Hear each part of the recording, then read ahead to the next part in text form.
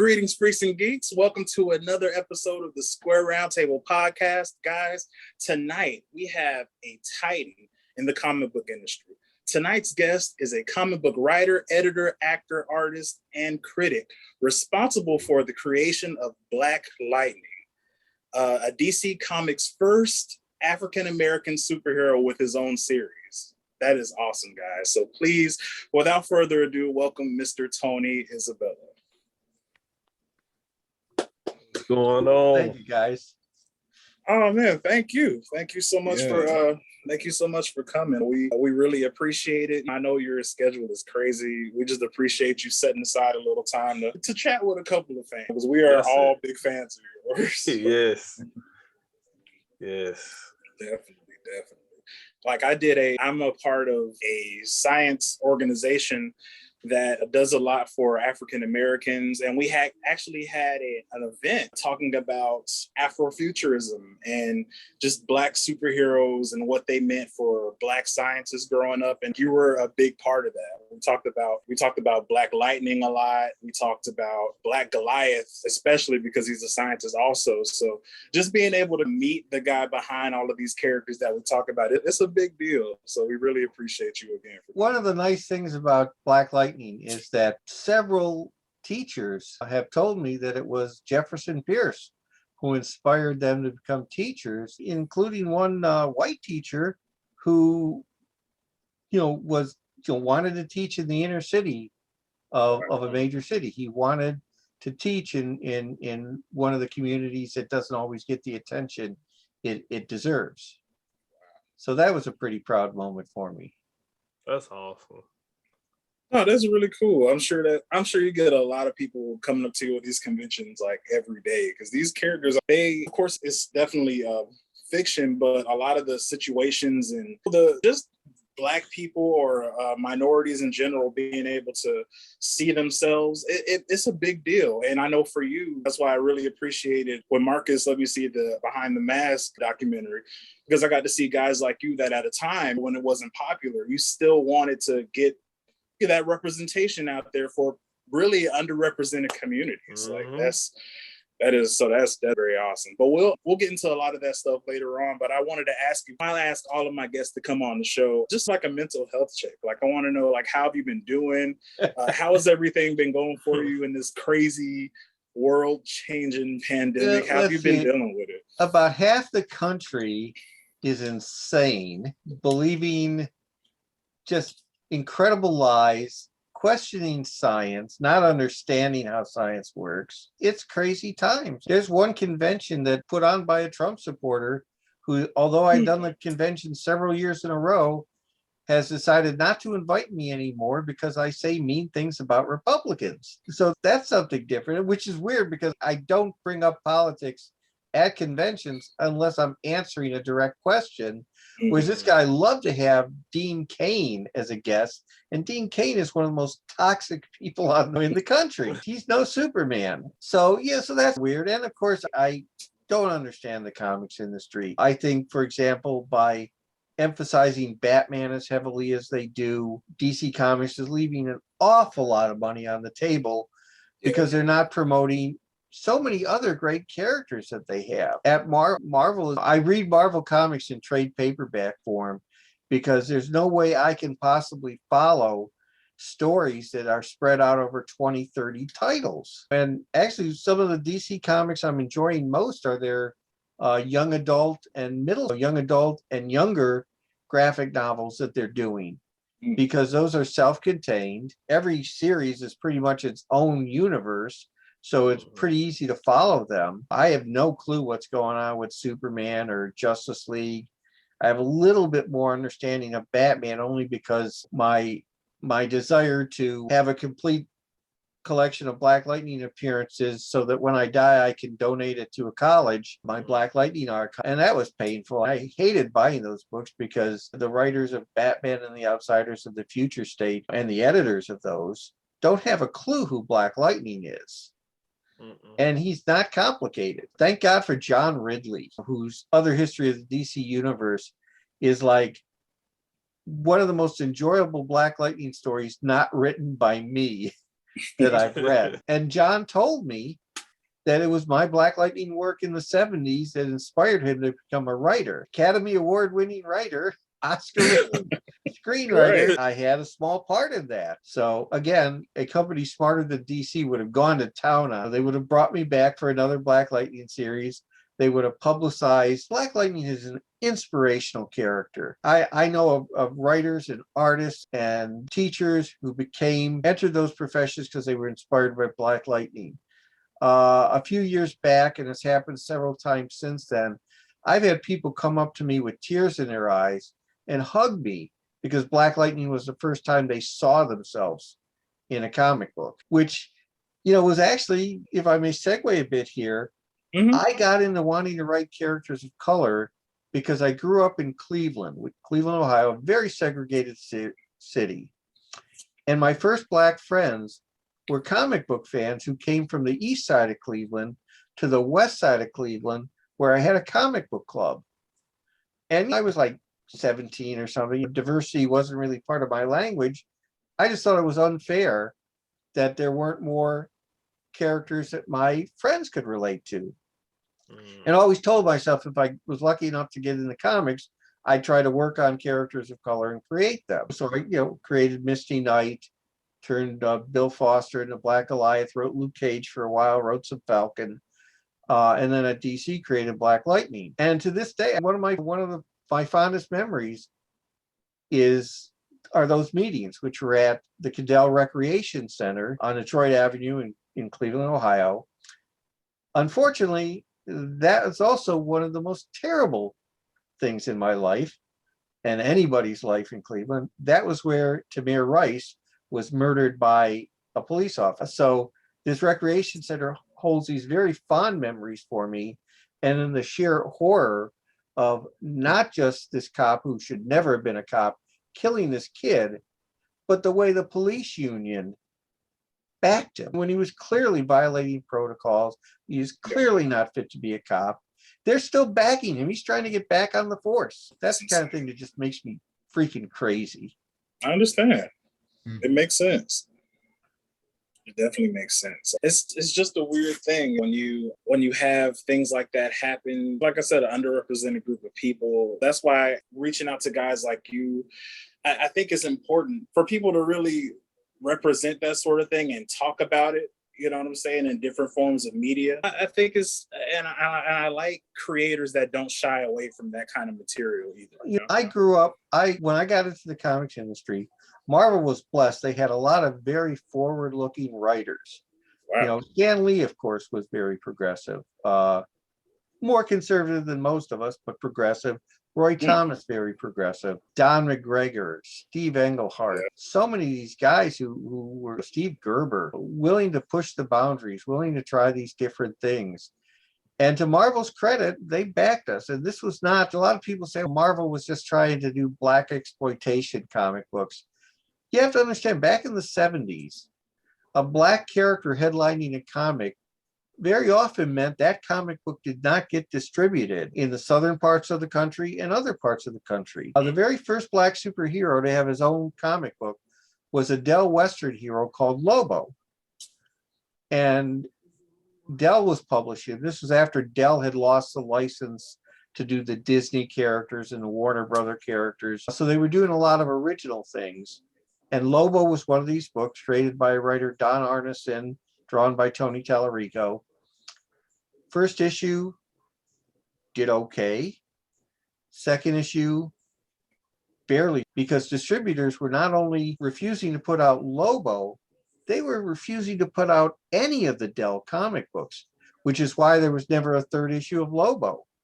Dell couldn't keep publishing that comic because it was hurting the sales. The racism directed at Lobo was spilling over to the rest of their line. So yeah, it wasn't until the direct sales market, the comic book shops, that you could publish comics with characters of color and even gay characters without any pushback, without people saying, refusing to sell those. Because the comic shops were selling these comic books to people who really wanted to read them. And so we were not subject to the personal prejudices of the distribution company, the distribution system that had been set up before that. So what was it like trying to fight for that market, to try to let people know in Marvel and DC that readers wanted to see minorities and people of color? Part of it was that we had gone to conventions. We knew lots of Black comics fans. Part of it was that we wanted to see this stuff. We didn't always do the greatest job portraying these characters. But at the time, for example, at the time I created Black Lightning, there were no Black writers in comics. Wow. And only a handful of Black artists. So we stumbled a little bit. I think some of the early Luke Cages include, I don't think I ever used the phrase "Sweet Christmas." One of the things that I didn't even catch on until after I wasn't writing Cage anymore, his sidekick, D.W. Griffin, named after the famous filmmaker. Oh my goodness. But that famous filmmaker was a racist, tried to make amends when he did the movie Intolerance. But it didn't make up for Birth of a Nation. Oh my God. No. And I had to, Mr. Isabella, I had to watch that film in college because I was a film major in school. And when I say that was like the worst few hours of my life, I was like, we really, and it wasn't because we was watching it because to enjoy it. We had to study it because it was like, it's supposed to be an important part of film history. But I'm like, man, I could live without this part. But yeah, so to this day, I don't think there's a week that goes by that I don't learn some history that I never knew before, because it was never covered when I was in school. And a lot of the textbooks come from Texas. So those textbooks that go all over the country are informed by the prejudices of the publishers in Texas. And so we need to teach all of the history, not just the history that's convenient to white people. And so anytime I write something these days, I do a ton of research for it, because again, I'm not a Black man, but I can certainly research things and do my best to treat characters with respect, to treat characters with honesty. To my mind, a good writer can write any kind of a character there is. Although so far I've been stumped trying to come up with a conservative superhero. Right. I mean, I've been asked. I understand. I get it. I've been asked, but every time I try to come up with one, they end up, this is really more of a villain. Right. Like, well, you don't say. Oh man. But I mean, were you about to say, Josh? Oh, I was going to say that what you said, Mr. Isabella, excuse me. You can call me Tony. The question. It's two syllables, but it's shorter than Mr. Isabella. So just call me Tony. Gotcha. Okay, Tony. But yeah, that begs the question. How do you feel? This has definitely been an opinion in a lot of places on social media sites about who should be able to write characters of color. And how do you feel? You might have already said it, but what's your stance on the limit of who you could write? Say, if I were to write a character that wasn't my ethnicity. If I could only write characters like me, I'm not sure there's a market for 70-year-old white guys in tights. Maybe there is. But no, my feeling is a good writer can write any character. I was talking earlier before the program started here. In some ways, I feel like Moses standing outside the promised land and not being able to enter, because I have fought for diversity my entire career. I absolutely love all these new voices that are coming into the comics industry. Writers and artists of color, gay writers and artists, writers and artists from all over the world. I love this. I love the diversity of voices and characters coming into the industry. But again, and it's not going to be a popular thing when I say this, there's also this mindset that, well, you have to be this character, this type of person to write this kind of character. I recently said that I thought Marvel should do a Captain Carter comic book, taking Peggy Carter from the What If cartoon that just concluded. And I thought Chris Claremont would be the perfect person to write that, because he's a great writer. He's British born, and he wrote the best women characters of the 70s and 80s. And a former Marvel editor sent me a private note saying if they ever do a Captain Carter comic, it's going to be written by a woman. And that's not a bad thing, but it's unfair to somebody like a Chris Claremont who could do a great job on that character. So yeah, it bothers me that in trying to do the good thing, and diversity of voices is a great thing. I'm delighted to see it, but in some way they're silencing some other voices. And again, when Chris Claremont almost never writes a comic book anymore, that something's wrong about that. So yeah, so again, I applaud the diversity. I wish that the unintended consequence wasn't that there is increasingly no place for writers like Chris and Don McGregor and Roger Stern and myself and other writers of our generation, because there's no comic books about 70-year-old superheroes. So that, again, it bothers me. If that's the trade-off for having these diverse voices, I can accept it. I just wish that wasn't the case. No, that makes sense. I think you could have both. Oh yeah, I think so. Yeah. Yeah, I think so too. Especially like we were talking about earlier.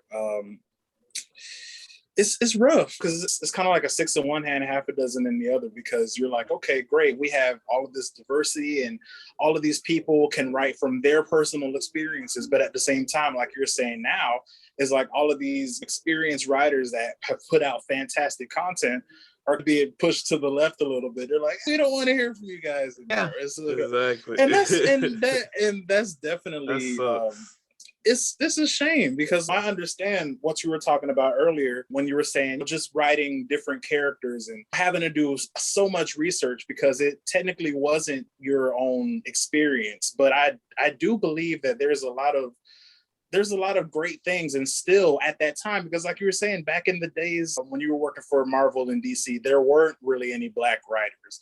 So just having the forethought, really having that forethought to put Black characters in the forefront, that's amazing. And I think you do deserve a lot of credit for that. And you really don't deserve to be pushed to the side at all, in my opinion. Because you gave us those heroes and then you inspired people of color to write. Yes. Just look at stuff like Milestone Comics. Those group of guys, I'm sure they read Black Lightning and Goliath, and they probably seen Black Panther, and they was like, you know what? Let's try our hand at this and see if we can do it. I just love the fact that I always use them as an example, because when they said they were writing those characters, they said they wasn't writing them as a Black superhero. It was just a teenager as a superhero, a scientist as a superhero, a Democrat, a Republican as a superhero, a teenager who got pregnant trying to figure out how to be a superhero and be pregnant. That's what I respect. And the same with you. I keep saying Mr. Isabella.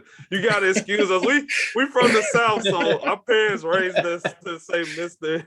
and Mrs. So it gotta register in our minds. Just like you said, you did your research. And you just wanted to represent a hero and just show what he could do. And then that shows how much you care about it, because you wanted to make sure you could be as accurate as you could, even not understanding fully where that, his background, his ethnicity, where all that come from, because you haven't experienced that. So it's definitely, you and all the other writers are just as important as the people they're bringing in. And I feel like they should have it where everyone can work together, because they could learn something from you and you can learn something from them. So exactly, it sucks. It has to be like that. It really right now, and I don't know whether it'll ever be published.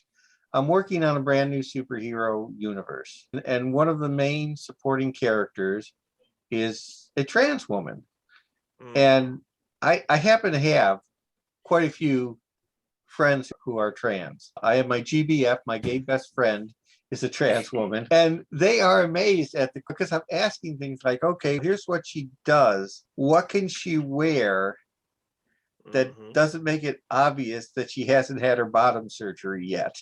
Things like that. You're asking about her clothes? I said, yeah, because I got to tell the artist, I don't want the artist drawing. I don't mind. I want the artist to draw a good looking woman.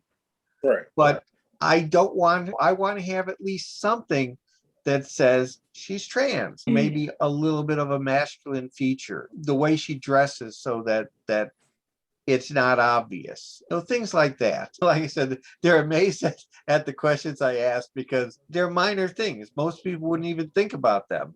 Most people won't think about them if they ever read this comic.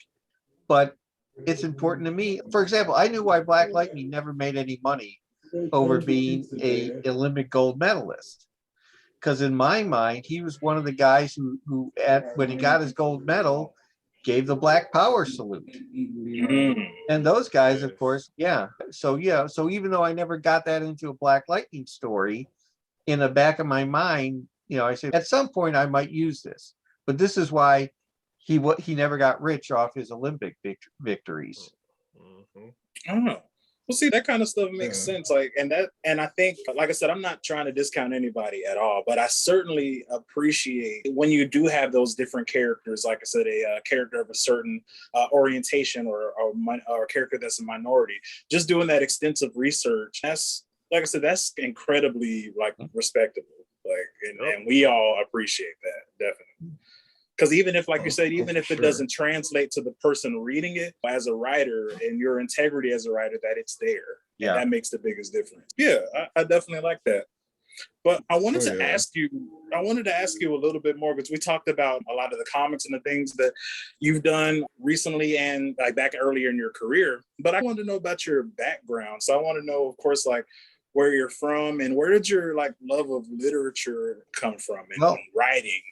I was born in Cleveland, Ohio, a very Italian family.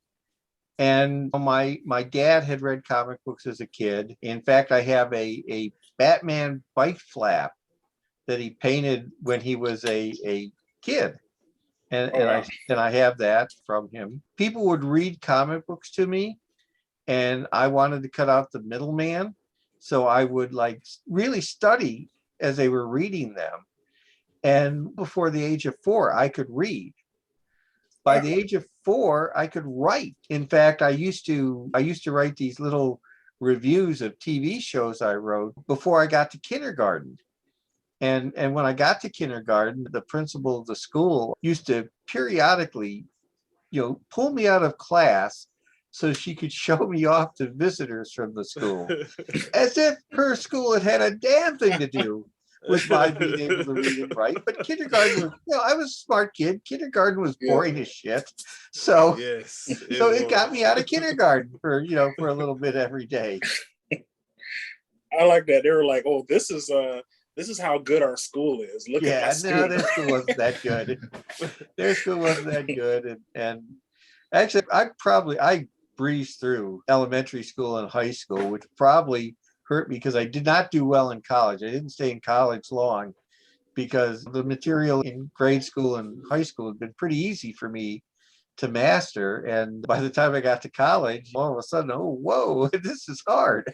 Tell me about it. It's like that for everybody. It's okay. It didn't help that my creative writing teacher, when I turned in my first assignment in college, she called me into her office and says, "Is this the kind of work you do?" And I go, "Yes." "This is just your typical way you write?" And I go, "Yes." She goes, "You don't have to come to my class. Just turn in the work. Just drop the assignments off at my office because I can't teach you anything." So at that point, I said, "Why am I in college? I want to get out there and work." So I worked at an antique store that sold rare books for a while. Then I worked for the Cleveland Plain Dealer, which was a terrible newspaper, still is. It's a newspaper of the rich and powerful. We went on strike. The publisher called his good buddy, the mayor of Cleveland, and our picket line was attacked by mounted policemen. I got knocked to the ground by a terrified copy editor. A horse's hoof landed inches from my face. I got up, dusted myself off, went home, and called my friend Roy Thomas, who was newly appointed editor-in-chief at Marvel, and said, "Roy, you got any kind of a job up there at Marvel, entry level or whatever?" And as it turned out, they needed somebody with my skill set to assist. They needed somebody who could write, which I could because I was working for a newspaper, and Roy had seen my work in fan magazines. And they needed somebody who knew the Marvel universe. And it was a lot easier to know the Marvel Universe in 1972 because it was smaller. Right. So I was No. brought in to assist Stan Lee in putting together weekly magazines for Great Britain. We would reprint our stories, usually breaking them into chapters, and edit them and get them ready, and then ship the boards to England to be published in English. So that was like basically among my first jobs at Marvel, was working on these British weeklies, assisting Stan on his Monster Madness book, which was generally photos of monster movies with silly gags written by Stan, and filling in elsewhere where I was needed. And eventually I started writing stuff for Marvel and became an editor of their black and white magazines for a while. Then at one point I left staff so that I could just write full time. Marvel's where I started, made a lot of great friends there. When Marvel's editorial department was getting shaken up, Roy had left, and they had a revolving door of editors after that. I took an offer from DC and went over to DC. It was an offer they never fully honored. I've kind of gotten used to that's DC's comics modus operandi. They don't always do what they say they're going to do. Oh, well. Yeah. I mean, there are people at DC I like a lot, and who have done right by me. But the company as a corporate entity really hasn't. They get really mad when I say things like that, and sometimes one of their functionaries will say, you keep that up, you're never going to work for DC Comics again. And my response used to be, I haven't worked for DC Comics in 20 years, so that's not much of a threat. And even now, we're talking, it's 4 years since I last did anything for DC.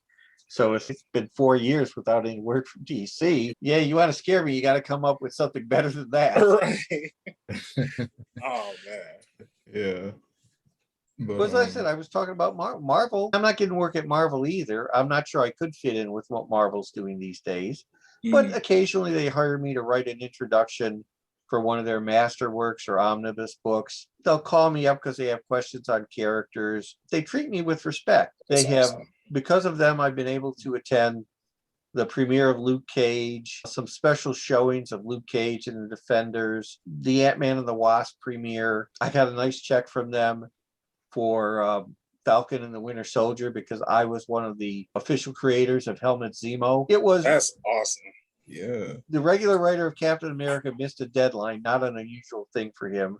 Roy Thomas had to plot the story and then give it to Sal Buscema over the phone. And then the artwork came in and Roy could only write a few pages before he had to move on to other stuff. So I was asked to finish scripting the issue. And as it turned out, the pages I scripted did a lot of filling out of Zemo's backstory with his father and things like that. I got a special thanks credit at the show, which I liked a lot, and they sent me a nice check. So yeah, I feel Marvel treats me a lot better. Marvel is faster on paying me for reprints, and some of the reprint money is hysterical because it'll be 17 pages of my cut of digital sales of these things. So it's like 38 cents here and 17 cents there. And after 17 pages, it maybe adds up to about $100 or so. But they pay it, and they pay it frequently. Wow. Whereas at DC, I only get paid twice a year. And they don't break down what I'm getting paid for anywhere near as well as Marvel does. Wow. Wow, so Marvel's really good with like I said, I feel very respected by Marvel Comics. Would I like more money? Sure. Would I like to be able to write for them if we could find projects that I could do without having to be part of a 28-issue story spread out of several magazines? Sure. But, for what it is, I feel respected and well treated by Marvel. Not that it couldn't be better. I mean, creators just do not get what they deserve. But on the basis of what the industry is today, I feel respected by Marvel Comics. Okay. That's good. That's good stuff. But definitely walk us through the process of the production of Black Lightning. Okay. I come over to DC and they hand me these two scripts for a character called the Black Bomber. I read the two scripts. The Black Bomber, who would have been their first headline black superhero, is a white racist who took part in chemical camouflage experiments in Vietnam so that he could blend into the jungle better. Nothing happens. He's in Vietnam, but when he gets back stateside, at certain times, he turns into a black superhero. He does not know he turns into a black superhero. The black superhero doesn't know that he's actually a white racist. Both of them have girlfriends who witness the transformation and say nothing. I'm sorry. If my significant other undergoes a change like that in front of me, I'm going to ask a question or two. Exactly. As the white racist in both of these two issues, he saves a black person who he can't see clearly. So he doesn't know he's risking his life to save a black person, and then gets all bent out of shape that he risks his life for a black person. In one of the issues, it's a baby in a baby carriage, and the script literally has him saying, "You mean I risked my life for a jungle bunny?" And just to put the final cherry on this shit Sunday, his superhero costume was basically a basketball uniform. Wow. So I read these two scripts, and I'm horrified, as anybody should be. Now, in all fairness to the guys who created this character, Jerry Conway Robert Canninger and Jerry Conway, they're good guys. Robert's no longer with us. They're good people. They were progressive people. They were doing a takeoff of a movie called The Watermelon Man, which starred Jeffrey Cambridge as a white racist who becomes a black man and ends up a black militant by the end of the movie. It's a nice little movie. They were too close to realize how awful what they had done was. And that happens. That happens. For a brief moment, I was going to have Peter Gamby be Black Lightning's father. And then my editor, Jack C. Harris, said, "That's stupid." And I go, "Yeah, you're right, it is." Here we have the first headline black superhero. We want to make him half white. That's something you reserve for presidents. But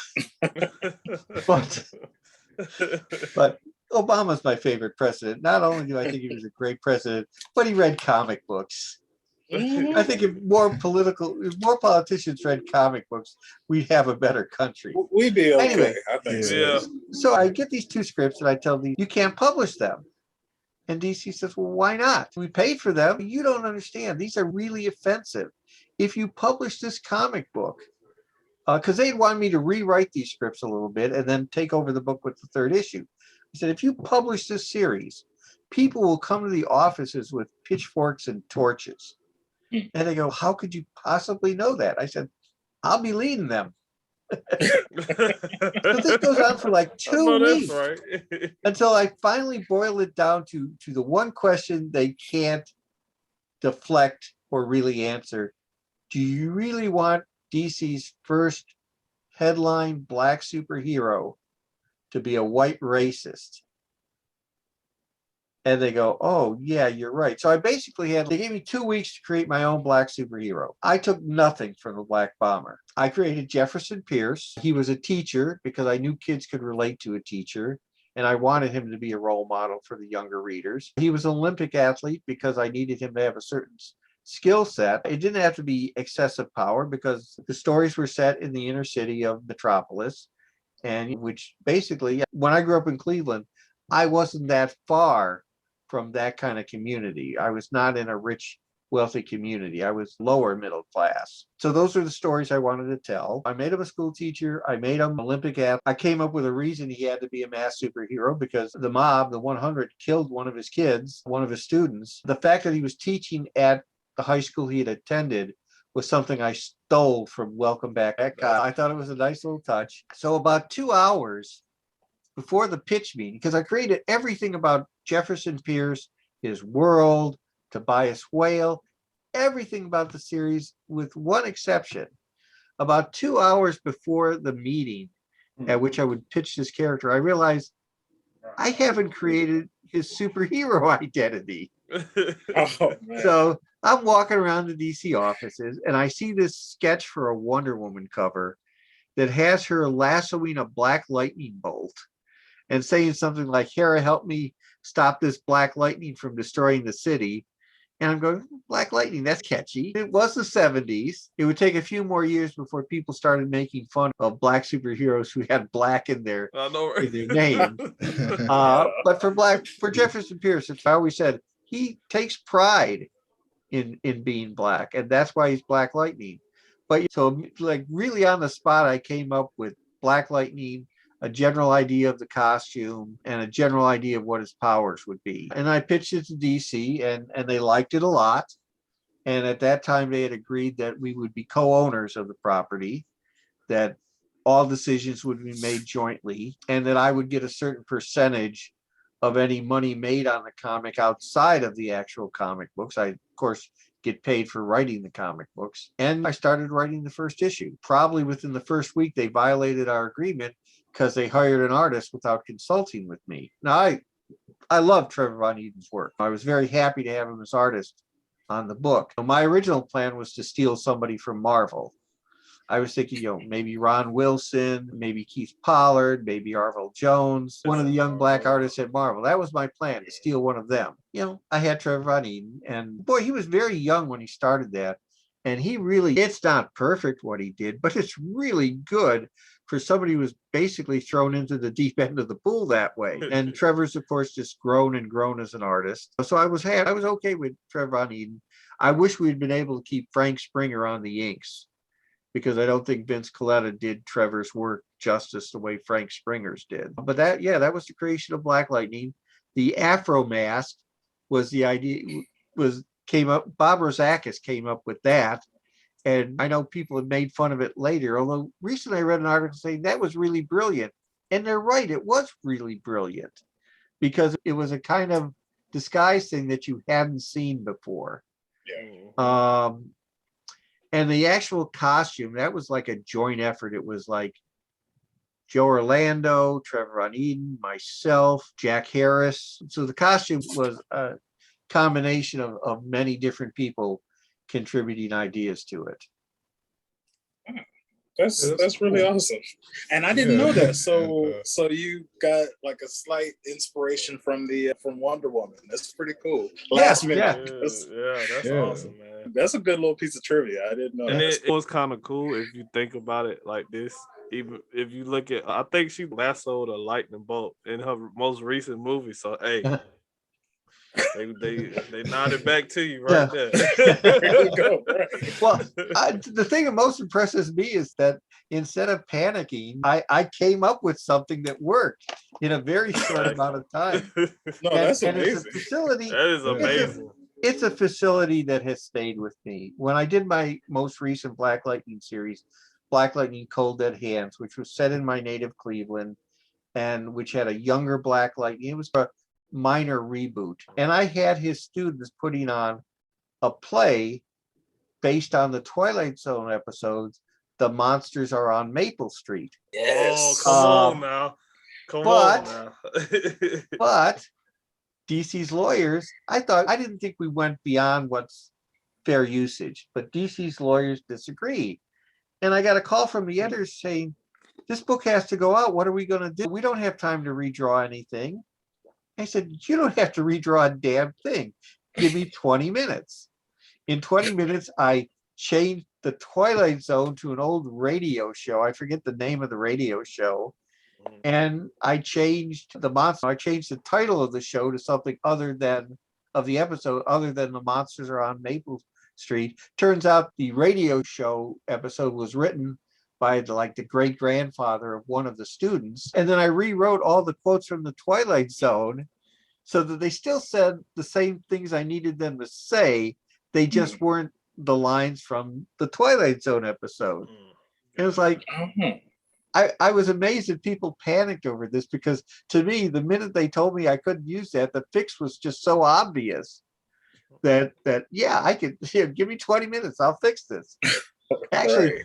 after the first issue, after I'd written the first issue of this series, I realized that I didn't really have any strong good women in I had Tobias Whale's assistant and his evil sister, and there was no positive woman character.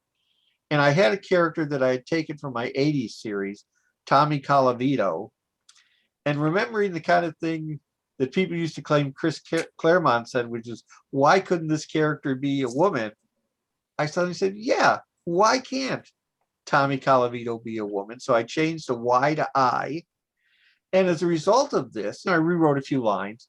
All of a sudden, I had a sister for Black Lightning. It was a brother-sister relationship, which was something I'd never really written in comics before. That was my original intent for Misty Knight in Iron Fist, that she would be like a big sister to Danny Rand.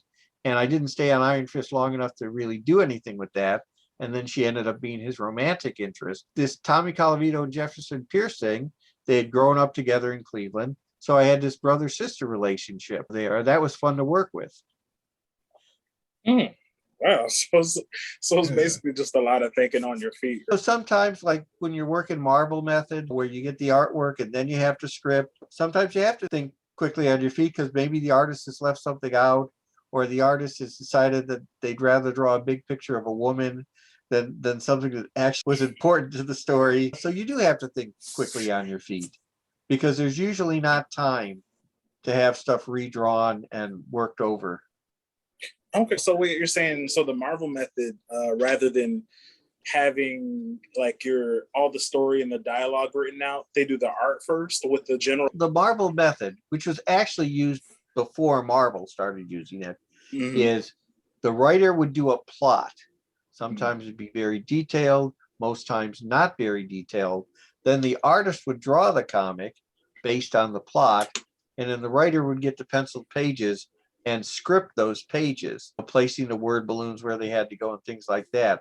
My preferred method is full script, which is what I've been using almost exclusively for over a decade now, because a full script will break down the story page by page, panel by panel, with the description of what has to be in each panel and all of the copy, dialogue, captions, every sound effects, everything. Now I'm thinking that I may mix that up a little bit if I start doing comics again, because as I said, I mentioned earlier that I had reread this Hulk story that I scripted many years ago, and I realized that there's stuff in there that I probably would not have put into a full script, but being inspired by Herb Trimpe's artwork, it inspired me. So I'm thinking, under the right circumstances, and not all publishers will allow this, I wouldn't mind trying to do the plot first method again. Not exclusively, but from time, if I have an artist who I know is a really good story, I could do that. I do very detailed plots when I work that way, but there's always room for the artist to make changes or discuss things. So yeah, I may mix it up a little bit. Again, assuming I ever write comic books again, which is certainly not a given. I completely understand. One thing. Go ahead, Josh. Yeah, with that said, how efficient would it be to just do, I wouldn't say a bare bones, like a bare bones pitch, but more so a pitch that's just about the characters, list the characters and the basic synopsis, just the characters and how and what they do. I write pitches all the time. I wrote when it was announced that the Black Lightning TV show was ending. I was asked by one of the actresses on the show to come up with a spin-off with her character and a couple of other characters. And so I did that and I pitched that, and it's not dead in the water or anything. I don't know if anything will be done with it. I can't say too much about it because I did sign a non-disclosure agreement. But yeah, I created a pitch for a spin-off of Black Lightning. I am working on a pitch for a TV series that would star another, it wouldn't be related to Black Lightning, but it would star another one of the actors that I've become friends with from Black Lightning. I do a lot. Back when DC was like pretending they wanted to work with me, I did several pitches for further Black Lightning series. I did a pitch for a graphic novel that was set in, it was not really a Batman book, it was set in an alternate universe. And I did a pitch for a revival of what somebody asked me, what would you do with this character?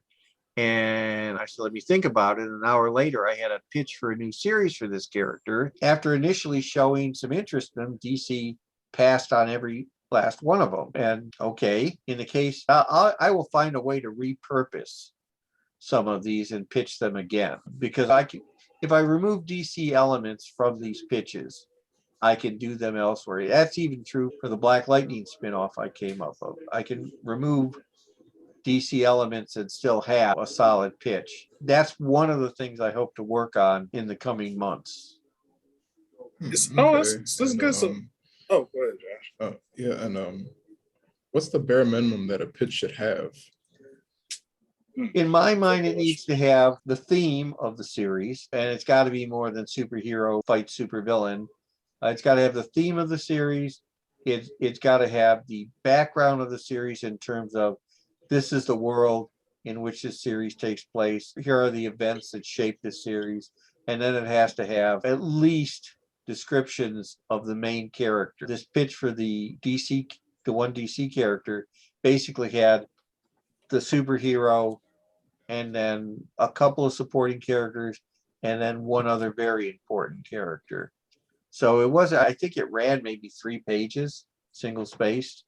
So it wasn't long to read. In fact, the graphic novel pitch was about 2-3 pages. I try to keep things down. I try to do a pitch and not a Bible, because I figure if somebody likes the pitch, then I can do the Bible for the series. That's kind of how it was when we did from one of my finals in my TV class I took. We had to write a pitch for a TV show, and it could have been a live action animated, a limited series. And like you said, when I did it, I was like, I just want to get it to where it catches their attention enough to where somebody would actually take it up. So what I did was I just came up with the plot of the story, what the first 2 episodes would be like, and then I wrote out the characters and, who I would want to play them and all that stuff, and who's the character in the show and where they're from. So I definitely agree with you on that one.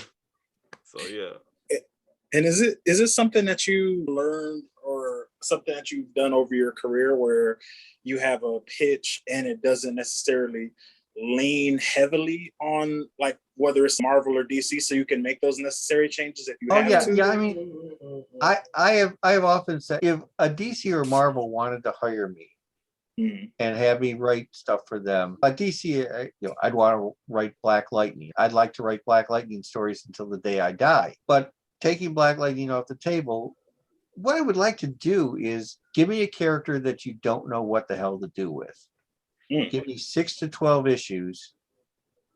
And then after I show you what this character could be, and if those 6 to 12 issues sell well, then let's turn it over to another writer and give me the next character to work on. I don't want to be invested for life in characters that I don't own, with the exception being Black Lightning. But yeah, I could do 6 to 12 issues of these characters, develop them, show what they could be, because both DC and Marvel have vast libraries of great characters. And that would be a fun thing for me to do these 6 issues, bring a character back to something that could be fun and profitable for Marvel, and then move on to the next. That would be my dream job. My dream job, again, is writing Black Lightning until the day I die. But apart from that, if we're talking DC or Marvel comics, that would be my dream, writing 6 to 12 issues of a character and seeing if I can take these characters and do something special with them that sells and that entertains readers. I like that, because I can only imagine, because you were talking about like how many, and it's true, like how many characters Marvel and DC have made over the years. I can only imagine how many ideas just never got off the cutting room floor. Oh yeah. When Marvel and I signed an agreement for character participation a few years back, the agreement included a list of characters I had created for Marvel, and I was amazed if they really did their homework. I was amazed at how many characters I created. And then I'm thinking, God, guys like Roy Thomas and Marv Wolfman, their agreements must run to 100 pages. That's got to be insane. Yeah. I mean, yeah.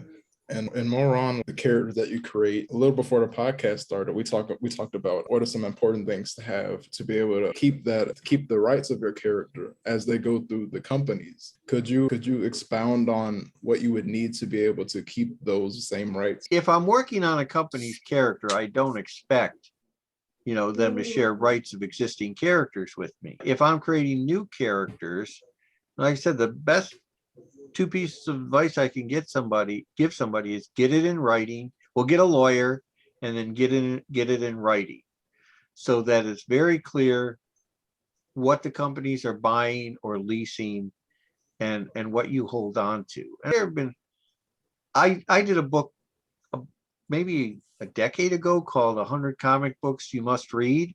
It was a very successful book and the copyright's in my name, but I don't own the book. And I don't own the book is because when I had a clause added to the contract, which basically said that if they started remaindering the book, they always had to sell the books to me at the best available price. So when they started remaindering the book, they made a special deal with one distributor and was selling this $30 book for $3-4 a copy to them. They had to sell that to me too. They had to sell it to me at that price. But when they added that clause, which I call the Harlan Ellison clause, because my friend Harlan wrote it for me. It's a clause he had in all his publisher deals so that he would always get back, be able to buy the remaindered copies. They then added in a clause that I didn't catch, which gave them the right to sell the book. And that's what happened. When they went under, they sold the book to, I think it's Penguin Random House. And so Penguin Random, the rights were supposed to revert to me when they went out of print. And in the minds of these publishers, the fact that you can buy them digitally means that they're still in print, which I can test is not in print, has a very specific meaning. It means physical copies. But because of that clause that they added, that the previous owners added, I don't own the book. Now I'm hoping to work something out with Penguin Random House, if I can find out who's in charge of my book, to work out a deal where they either bring it back into actual print or sell it back to me. I'd like it back in actual print because I've had conventions and everything before the book went out of print. I probably sold 300, 400, 500 copies of that book at conventions. And even the worst discount I had on it was 50% off. So I was making $15 a book, and that adds up. But now I get a percentage of the digital sales, and where I used to get bigger checks, now I'm lucky to get $100 check for a whole year's worth of digital sales. Wow, that's crazy. I didn't know it worked like that. Yeah. It's a crazy business. It's why there are days when I wake up and say, I got all these comic books and books I haven't read. I got all these TV shows and movies I haven't watched. Maybe it's time to pack it in. The writing's just too much a part of me for me to do that. Well, that's awesome. Yeah. We still want you. Selfishly, we still want you around. Exactly. But I had a question for you. Oh, were you gonna say something, Josh? Yeah, definitely. Either way, I'm still gonna have to check out if that book is still available, because it's available digitally, and sometimes you can find copies on the secondary market, eBay or things like that. Oh, okay. Yeah, I definitely gotta buy me a copy because these guys will same. tell you that I'm not very good on comic books at all. Like, I love comic books, but I don't really read them. Well, this is I kind of gotta get better. This book, it does not have nothing but first issues or things like that. What it was meant to be was a representative look at the comics industry from the 1930s to, I think we wrapped it up at around 2000. And it was meant to show the variety of the comics industry, because for most of the comics industry's history, it wasn't superheroes only, the way it has been in the past. The 30s, 40s, 50s, even 60s, the variety of comics was amazing. You had all kinds of comic books. Yeah, I'm gonna definitely have to check that out too, because I'm the same way. Like, I'm a bit of a comic book enthusiast now since I met Marcus. I'll tell you the truth. Like, Marcus got me and Joshua into the comic book realm. Like, he just Good job, Marcus. he definitely brought us in there, like kicking and screaming. But we're in here now. Oh, but yeah. I dragged him in. I had a question because even as a kid, I heard you like speak on this a little bit. But as a kid, it kind of confused me because there's another superhero out there that looks like Black Lightning. And I wanted you to talk about what happened with Black Lightning, Black Hanna-Barbera, and the Super Friends? Like, what's up with that? The way my agreement with DC was supposed to work was that I would get a percentage of what they made. So in a case, let's say there were 10 DC characters in Super Friends, and Black Lightning was one of them. I would get 20% of 1/10 of what they got. DC did not want to pay me, so they told Hanna-Barbera that they would have to pay extra for Black Lightning. Hanna-Barbera, which was notoriously cheap and already probably felt they were paying too much for the Super Friends as it was, said, well, no, we're just going to steal the character. So they changed it up a little bit, but basically it was supposed to be Black Lightning in the show. And since they couldn't use Black Lightning without paying extra, which they should not have had to do, they shouldn't have had to pay extra for Black Lightning, but they did Black Vulcan. Because I was always wondering, I'm like, why does when I was growing up, Black Lightning, and it's like, no, it's Black Vulcan. But I was like, he literally has the same powers as Black Lightning. And then the suit was like, I was like, okay, whatever. I was confused. Yeah. I was told that Black Lightning was on the show and didn't learn otherwise until I watched the first episode of the show. And that's when I learned that, no, it's not Black Lightning. Not at all. No, it's pretty bad. But I'm a bit jealous now because I didn't really know about Black Lightning until recently because of the show. Because I was just like, oh my gosh, who is this black superhero? I started watching the show years back. Comics history isn't people don't always understand comics industry or know it. There are people I've seen online who think Black Lightning was a ripoff of Static. I've heard that crazy. People because just it's don't definitely know. The other way around. And I love Static. I think he's a great character. Oh, yeah. I wish my friend Michael Davis got more credit for helping create the character. But well, that's it. It's very important to me that creators get credit, and a lot of times, the comics industry and even fandom have adopted this shorthand where the creators of a character are the first writer and the first artist. But that's not always accurate. Editors have sometimes created characters. Artists have sometimes just drawn characters. They haven't created them. There are people, Wolverine. People will generally say Wolverine was created by Len Wein and Herb Trimpe, but Roy Thomas and John Romita were both involved in that as well. So yeah, I do take objection to this idea that it's one size fits all. I don't mind, for example, if people want to call Trevor Von Eeden a co-creator of Black Lightning, but I never want to be referred to as the co-creator of Black Lightning. I'm the creator of Black Lightning. With Misty Knight, that character was co-created by myself and Arvil Jones. I came up with the basic idea and everything in the name, but Arvil was there when I did it. And we had a conversation about it. We had just seen a movie called Black Belt Jones. Not a great movie, but Gloria Hendry played this really kick-ass female martial artist. And Arvil and I were just starting to work on Iron Fist.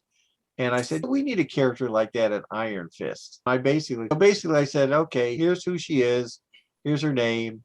She should look like Pam Grier. Because really, the world needs more women who look like Pam Grier.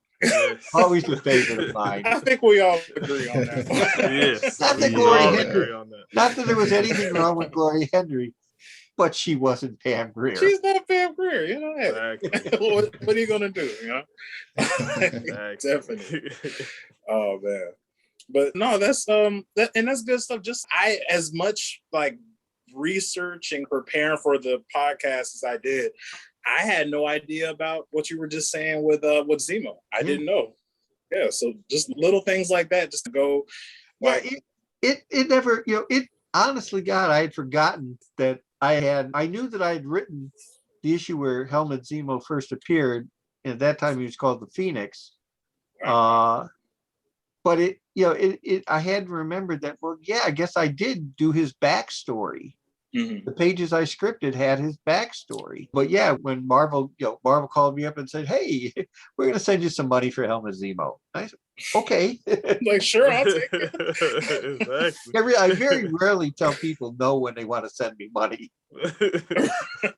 No, Exactly. look, I've never said no, so I understand that completely. Did you get a chance to check out the whole series though, the Winter Soldier? Oh yeah. I really like these Marvel TV shows. My favorite changes from time to time. WandaVision was just amazing. I'm watching Falcon and the Winter Soldier, and in a lot of ways, that's more down to earth. So that speaks to me more. Yeah. I'm more of a down to earth writer. And then Loki, which was just wild. Exactly. And now I'm really looking forward to this Hawkeye series because the clips that I've seen of that look really good. Mm-hmm. No, I definitely agree. So as a person that's a writer of just comic book content and a writer of characters, what do you like more? Do you lean more towards because what I see is, I guess even with the characters, like as far as I guess the Snyderverse goes, they lean on more of a fantastic sort of like otherworldly villains and representation of heroes. And then you have the Nolan stuff, which is like down to earth. Like, where do you fit in? What do you like? I'm more of a down to earth guy. I describe myself as a core values guy. To me, TV and movies are not the same thing as comic books. They're going to be differences. But I think the core values have to be intact. This is my complaint with the way DC has handled Black Lightning since my Black Lightning Cold Dead Hand series. Black Lightning, Batman and the Outsiders would have you. Here's the three most important things to Jefferson Pierce: his family, his students, and his community. And he leaves all of that behind to be Batman's sidekick and get put up in an apartment, a penthouse apartment by Bruce Wayne, who I assume leaves the money on the table afterward. They try to create a romance between him and Katana, flying in the face of two important things. Lynn Stewart is Black Lightning's soulmate, always will be. Yes. And Katana and Jefferson Pierce, Mike Barr created a wonderful relationship, a very adult, non-romantic, non-sexual relationship between two adults who care about each other and have respect for each other. And that was apparently too difficult for Batman and the Outsiders to handle, because they went to the obvious, let's make him a romance. So let's do a romance. And to me, Black Lightning needs Lynn Stewart because Lynn Stewart grounds him. If you have him romantically involved with another superhero, that's okay. How does that relate to the world I know? Right. And then it just got worse and worse. Batman manipulates him and all the other Outsiders. So they're basically all doing Batman's bidding. And then he experiments on Black Lightning. And this just blew my mind because, excuse me, Tuskegee experiments? Have you heard of those? Yeah. Did you ever watch the Black Lightning TV show where that was where unethical experimentation on Black people was like a big theme of the second and third seasons of Black Lightning? And just in the latest incarnation, he's apparently not even human. Apparently he's a living lightning bolt that lives in Katana's sword. And I'm going, did you ever read a Black Lightning comic in your life? Did you ever see even a preview of the TV show? So again, both of those fly in the face of the core values of Black Lightning. And so obviously there were people who weren't happy about my speaking out against these things. One guy said, "How dare you criticize a Black comic book writer for how he wrote Black Lightning?" And I'm going, because I'm Black Lightning's daddy. I know who Black Lightning is. Right, he's my character. I know him. You don't. But exactly. I mean, DC Comics is doing comic books with what's the character's name? Deathstroke was a child rapist. Nobody talks about that. It's a lot. It's really rough. But yeah, I definitely appreciate a more grounded approach to writing comic book characters, because I haven't really read a Black Lightning comic, but I've watched the show religiously and I love it. Well, I'm okay with cosmic cosmic comic books. There's definitely a place for them. I'm just sure. saying my heart is almost always with the more down-to-earth stuff. Yes. I like my work to reflect the real world, or at least as close to the real world as I can make them reflect it. But there's room for Silver Surfer flying out there in space and the Legion of Superheroes in the future and things like that. But my heart is with the more down-to-earth stuff. I'm a street level guy. Yeah, me too. And I remember that's why when I was younger, I always loved Daredevil, Yeah. Punisher, Yeah. Spider-Man. And when Static came out, it was Static. Because when the comics came out, I was like 2 or 3 years old. So I couldn't read the comics, of course. But when the show, I didn't even know it was a comic book. But I loved Daredevil. Like one of the first comics I remember actually owning. And I don't know what happened to it, but I bought a Daredevil toy from the movie with Ben Affleck, and it came with a comic from the Frank Miller's Man Without Fear. Well, that was a great run. And it was his origin, and it showed how he went blind and how his father was murdered and why he became Daredevil. And it showed it, and I was like, I love this because he's really grounded and like all of that cosmic and big bad guys. He's literally fighting the city and keeping all the like criminals who stealing your purse or the mob bosses who are trying to corrupt the system. I was like, it's like Batman, but this dude he's doing something good as his persona as Matt Murdock. He's a lawyer by day and a superhero by night. So the fact that he's doing justice on both sides, I love it. Exactly. Love it. No, definitely. I'm a huge fan of that. That's why I always lean towards superheroes, like you said, that are educators, that are scientists. Like that's why I'm just such a huge fan of like Black Lightning and Black Goliath, because I talked about them, especially Black Goliath, because these are the guys that when I was younger got me liking science, and it's the reason, part of the reason why I'm a scientist now. So it's like these sort of things are extremely important for representation, and that's just another reason why we really appreciated you coming on the show. Like really, yes, you've man, been really big for representation. Seriously. Yes. And I wanted to know, you're a legend. You're a legend. No, big time. Seriously. Oh yeah. And I wanted to know like more on like Black Goliath. So what made you, because I know that Black Goliath existed, or at least the character before he became a superhero existed with Hank Pym and all that. What made you want to turn that scientist character into a superhero? I was writing Luke Cage at the time, and I never liked letting Marvel characters just go by the wayside. I created Tigra because I liked Greer Nelson, who had been in the comic The Claws of the Cat. So that's why Greer Nelson became Tigra. In the case of Bill Foster, I liked the character from when he was assisting Hank Pym. I was writing Luke Cage, and I needed somebody, Luke Cage, I needed people who were strong enough to go up against him. And I had done this storyline that I hadn't completely worked out, where Claire Temple had left New York and Luke went hunting for her, and it turned out that Bill Foster was her ex-husband who was trapped at the giant side. So that's how Bill Foster became Black Goliath, although I did want to call him Giant Man, but I was told that Giant Man sold really badly, so I had to come up with another name. I've never been wild about the Black Goliath name, and I'm glad he's back to being Giant Man now. I met Lawrence Fishburne at the after party in the Wasp, and he's a comics fan. We had a great conversation. There was apparently a scene written but never filmed, which was a flashback showing Bill Foster at giant size. What? I don't know if he's in the next Ant-Man and the Wasp movie. Lawrence really wanted to go big. Yes. Mr. Isabella, we talk about that all the time. It sucks that we did not get to see a flashback of that when he talks about it.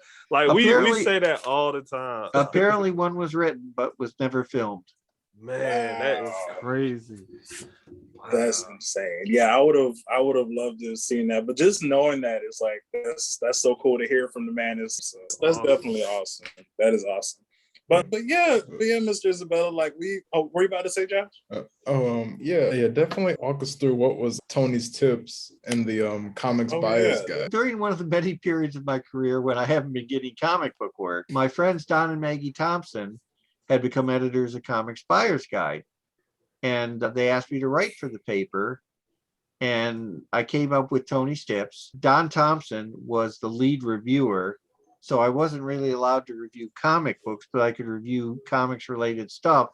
Although after a while, Don himself said, you could review comic books as well. There's room for 2 reviewers in this paper. It was a weekly paper. And then when Don unfortunately passed, I ended up becoming the lead reviewer for Comics Buyer's Guide.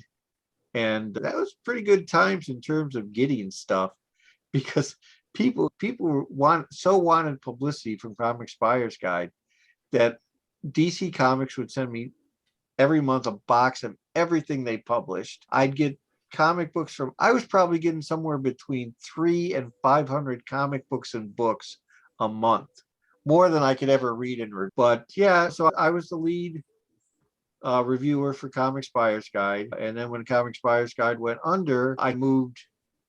Well, for a while there, I was doing Tony's tips for other websites. Now I just do my Tony Isabella's bloggy thing, which hasn't been real active. I generally do 3 or 4 a month, but I'm hoping by the new year that Tony Isabella's bloggy thing will end up being several times a week and include a lot more reviews, because I get lots of emails from people thanking me for my past reviews because it introduced them to comics they ended up loving. Wow. Okay. Yeah, that's cool. And definitely one more question. What would you need to, you said earlier how you started out being it's a complicated question. Say if you're somebody that wants to pitch an idea or something to a comic book company or whatever, but you're not necessarily, you don't really have any other credentials to actually be taken seriously. Yeah. I will tell you that DC and Marvel will not look at pitches.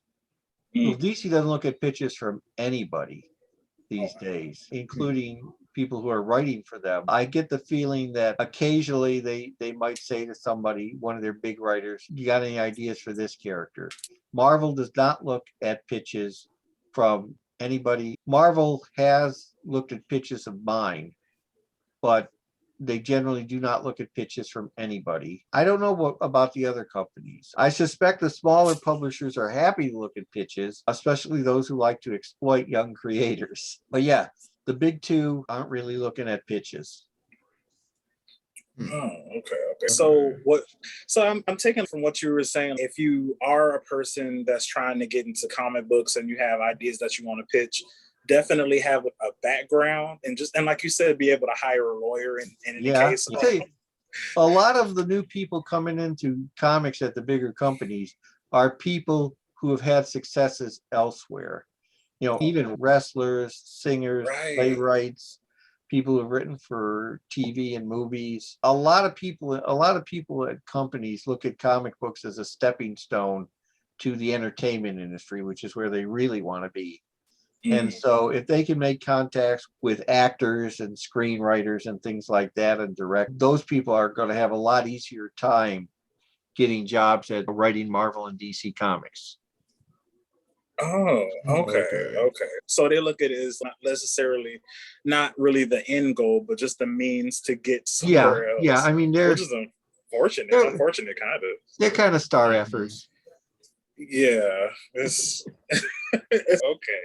But I guess so. But that's a good tip, though. So for all of the aspiring artists and writers out there, definitely have a background of work, have a good base to go off of. And if what you want to do could translate to a blog or a website or something where you can get like part of a story out there and everything, and maybe drum up some interest, that could be a good way to go. Okay. Okay, that's a good one. Yeah, that's a good one for all of our viewers and listeners out there that want to get into comic books. But yeah, Mr. Isabella, like I said, we talked about a lot of good stuff tonight. And once again, you know how we feel about you. It's been really a treat to have you on the show. Definitely. But the last question I want to ask you before we let you go, like we talked about before, your works are literally some of the earliest examples of Afrofuturism and minority inclusion in comics, especially, like I said, in a time where it wasn't so popular. Why were telling these stories important to you? again, it goes back to my first 3 Black friends. I felt it wasn't fair that they didn't have more characters that they could relate to. There weren't more Black superheroes, and it's my innate sense of fairness. It was something that I saw that wasn't fair, and I wanted to make it more fair, and that stayed with me this whole time. That's one of the driving forces of almost everything I do. I want things to be fair in a world that is very rarely fair. So I do what I can. Definitely. That's a fantastic answer. And we appreciate everything that you do. Like I said, you've inspired a lot of people, including us. So thank you so much for that, Mr. Thank you. Oh, definitely. And also thank you for clearing up about all that stuff, with being able to get into having an idea and being able to, I wouldn't know, I guess not put it like well, not really pitch it, but have a better way of trying to, this is a better way of thinking about how you'd be able to go through with that. Because I looked just blogs and websites that just give bad information. Yes, and not one of them say, I know what you mean, man. It's so much, and not one of them say, get you a lawyer and get a contract. None of them say none of them say that. Yeah. And they don't tell you that in college. They don't tell you stuff like that. Like, they don't tell you the business side. Those are 2 of the hardest learned lessons I've ever learned in my life. And that's definitely a shame. That's why we use this platform and get guys like you on here that truly have a lot to say and have a lot of positive knowledge that people need to hear about different nooks and crannies of the industry that you wouldn't get from a conventional, like I said, going to a university or looking something up on a computer to learn it. We definitely appreciate it. But before we let you go, let all of our viewers and listeners know if anything you could talk about that you're doing right now, and let them know where they can find you on social media. I'm doing Fanboy Expo Knoxville on the 29th, 30th, and 31st of this month. And then the next weekend, I'm doing the Akron Comic-Con in Akron, Ohio. They can find me. I'm on Facebook. I'm on Twitter. I have a blog called Tony Isabella's Bloggy Thing. Those are where you can find me. I will say that you won't see a lot of new content from me until the middle of November, because after these conventions, I'm taking a week off to just figure out what I want to do next. But if they follow me on Facebook or Twitter or Tony Isabella's Bloggy Thing, they will constantly learn what I'm working on. Awesome. Good stuff. So we'll definitely put all of your information in the description below. So like we do every week, guys, guess what time it is? And you're welcome. It's time for a shameless promotion now here at the Square Round Table. we gonna get you that singing contract, Marcus. I got you. Hey man, you find that young voice I had when I used to sing in the choir. I hear it coming back, man. It's coming. Look, I'm gonna say it like this. Puberty hit me hard, man. Okay, I lost my singing voice. That's all I'm gonna say. Me too, man. Same. Trust me, I know. Like my voice breaks every time, like all day. It breaks all day. Well, see, Joshua was like almost 10 years younger than us, so he's still going through it. But yeah, guys, for all of our viewers and listeners out there, man, we are the Square Roundtable Podcast. You can catch our podcast every week on our website, squareroundtablepod.fandomlim.com. And one more time, that is squareroundtablepod.fandomlim.com. And you can also catch our podcast every week.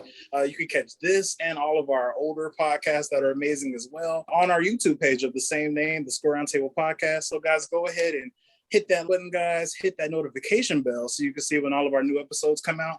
And come on, guys, give us a follow, subscribe. We got the good content. We got Mr. Tony Isabella with us right now, guys. Yes, Black Lightning himself. Yes. The legend.